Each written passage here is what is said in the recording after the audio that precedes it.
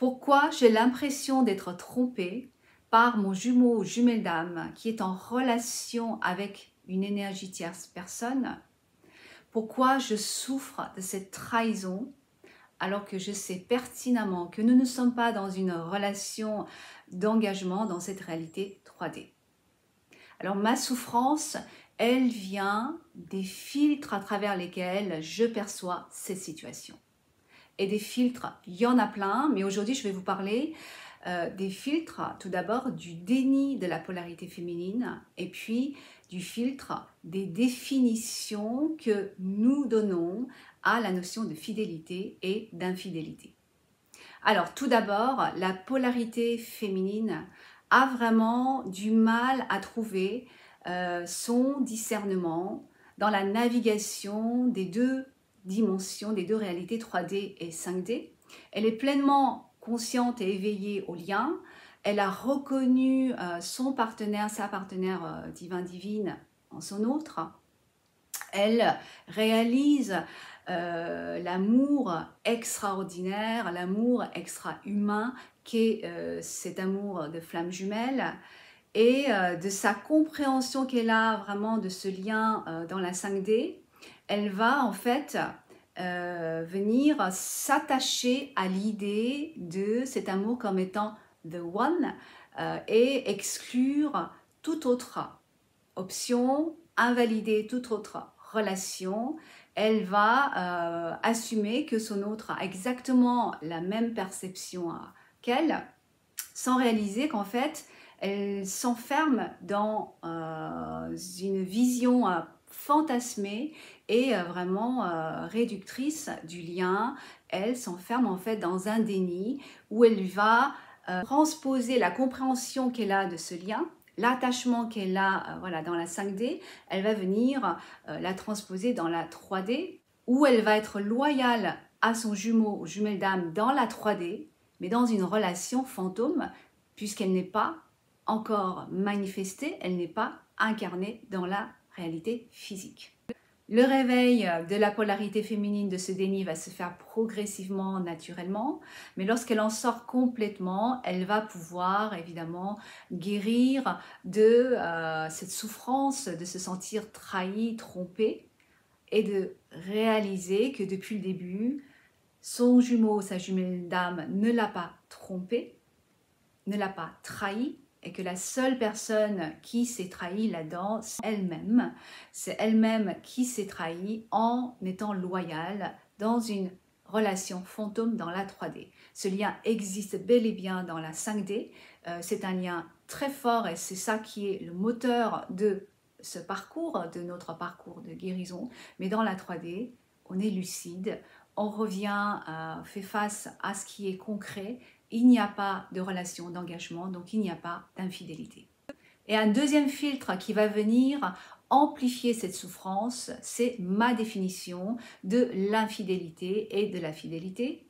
Si j'ai une définition de l'infidélité comme étant une source de souffrance, comme quoi c'est un péché impardonnable, une haute trahison, eh bien je suis dans la séparation, je juge l'infidélité, je rejette, j'ai de l'aversion. Si de la même manière, je vois la fidélité comme étant une preuve d'amour, une vertu, j'ai de l'attachement. Et donc dans les deux cas, je ne suis pas dans la neutralité qui est le vrai alignement avec la vérité de mon âme, avec l'amour inconditionnel.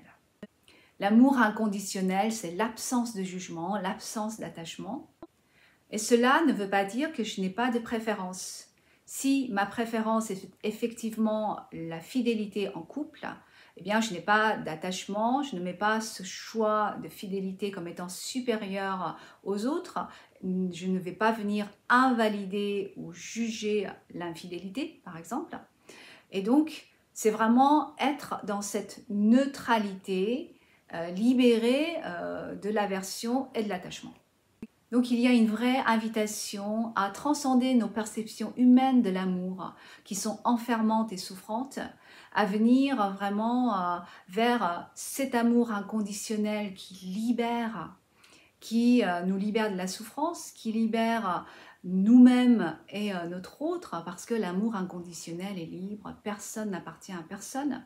Et à chacun de trouver le bon discernement face à la notion de loyauté, d'être conscient de ce lien, de cette connexion unique, extraordinaire, d'avoir foi en ce lien, d'avoir foi en son jumeau, en sa jumelle, en soi, au divin, à la guidance, de voir à quel point nous travaillons et nous guérissons ensemble grâce à ce lien, tout ce que j'ai réussi à accomplir, à dépasser, voilà, en expansion, en évolution.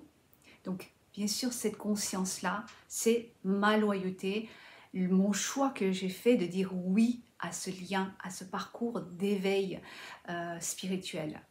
Et néanmoins, dans cette réalité 3D, je suis lucide et pragmatique, où je suis loyale d'abord à moi-même et réellement répondre à ce qui est dans cette réalité 3D et pas venir m'enfermer dans une relation fantôme, projetée ou fantasmée.